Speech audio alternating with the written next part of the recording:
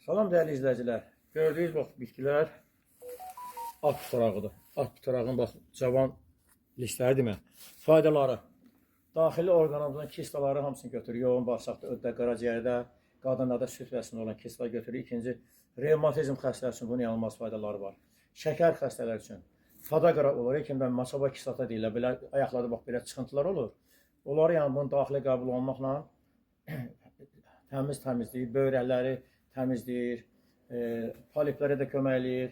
Bundan başqa demək, bax burada belə bu formada diqqətləri demək, dəmirov otudur, bax dəmirov otu.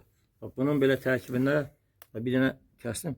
Bax bu formada belə bir dənə unilin dadı. Bax bunun o qədər qiymətli bu bir dənə tərkibdə olan nağarı bu demək. Bütün qadınlarda demək süd vəsindən tutmuş, uşaq yolunda olan eroziyaları götürür. Təmiz, orada miyomalar olur, səhvlər olur, iltihaplar olur. Bunun hamısını bax bu zərərsizləşdirir.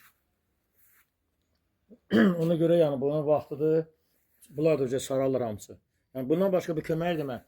Bütün nə qədər olsa xora, yara, eksema, psoriyoz, qurd eşənəyi xəstələrinə bunun yanılmaz faydası var. Bir də göz, bax kimin gözündə zəif görmə varsa, bax bunun çıxan bu tərkibində, bax belə gözün, bax bu hissəsini belə sürtülür, bax kirpi yağı içinə yox, bəbəyə yox. Sonra masaj olunur.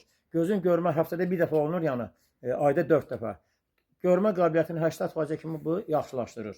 Qoca kişiyə mən aşçısı oxuyuram, özünüz görürsünüz. Sağ olun, var olun. Xəstələnməyin, Allah canını sağ eləsin.